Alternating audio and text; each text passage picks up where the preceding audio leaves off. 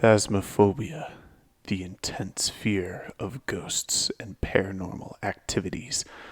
The mere mention of a supernatural being may be enough to invoke severe anxiety. There are those that report feeling a presence when they are supposedly alone, or hear a small, seemingly innocent noise in the dark corners of their lives, that might believe that fiction isn't as make-believe as we seem to think.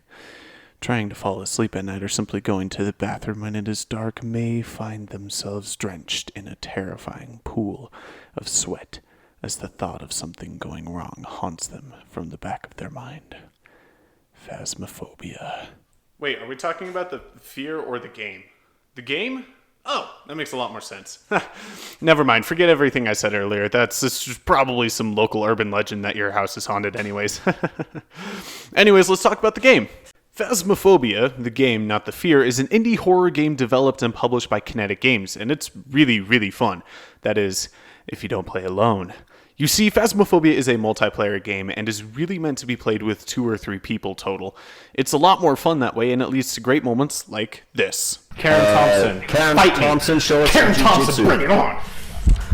Oh, jeez! But if you decide to play alone, you're in for an entirely different experience. Phasmophobia does a really good job at creating a feeling of dread that at any moment, the ghost could hunt you down and claim you as its next victim. But how does the game do that? What makes Phasmophobia so terrifying? The answer seems to be simpler than you might think. The first part of Phasmophobia that's really apparent when you play the game is the ambient sound design. When you first boot into a game, you spawn into a very quiet truck. You're given some instructions on what you need to do, and then it's game on. You open up the back of the truck, and it makes a very ominous grinding sound, signaling to you that this might not be the best idea. You open up the house, and suddenly you're hit with a wave of ambient sounds. The clock is ticking, floorboards and doors creak as you walk around, and there's a constant noise happening while you are in the house. It sounds like a wind or a drone or something, but whatever it is, it feels heavy. You walk into the house and that background noise doesn't stop.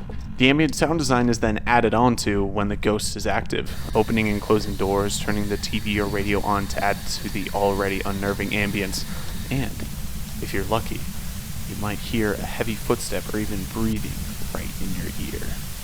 All of these things build tension and increases that sense of dread that I was talking about earlier.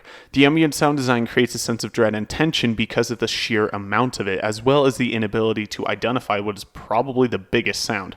Plus, clocks are just unnerving to listen to for 15 minutes straight. Another aspect of Phasmophobia that really adds to the feeling of dread is the lighting. Phasmophobia's lighting is really good. You've got your flashlight and the windows get a little bit of light from the moon, and that's it. If you want more light, you're going to have to start turning on lights in the house or use candles. Turning on the lights is a double-edged sword, however, as they can randomly cut off, leaving you in darkness. Turn on too many lights and you'll overwhelm the system. At least I'm pretty sure that's how that works. The lighting in Phasmophobia is really important for one main reason, and that is the lack of information. Darkness is terrifying because it preys on our primal fear of the unknown. We don't know what's sitting in that dark corner, and we don't know if it's friend or foe. All we do know is that there's someone there. And it's me. Hello. This lack of information in the game makes it feel very unnerving and invokes a feeling of dread. We can't see everything, therefore we don't know what can hurt us and what can't. And with those 2 very simple tricks under our belt, the ambient sound design and the lighting, we can finally move on to the Hail Mary of horrors himself, the ghosts. The ghosts are what really separate this game from most others. The ghosts have both the potential to jump scare you really, really bad. No, hold on. Oh my god! Oh, holy crap! Oh man, why'd that scare me so bad? Or be absolute comedians. Karen Thompson, Thompson, show us Karen some Thompson, jujitsu. bring it on!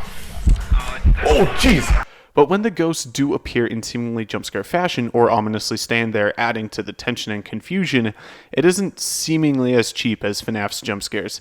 These kind of don't work because right after they jump scare you die, and it's a big release of tension that has been building throughout the entire game. Phasmophobia, on the other hand, will usually only kill you after several minutes have gone by. There are very specific circumstances for the ghosts to actually hunt, and even then, you can survive. This means that the ghosts appearing and terrifying the player won't actually release tension but raise it, because the more the ghost appears, the closer you are to dying. The opposite is also true, where you can go an entire 5 minutes without anything happening, which makes you more stressed for when the moment does happen. Trying to find the ghost room while finding absolutely nothing is a very stressful experience. The combination of the ambient sound design, lighting, and the finicky ghosts that can either terrify you or stay hidden makes for a game that raises tension and invokes a massive feeling of dread as you continue to question whether or not this entire haunting is just in your head.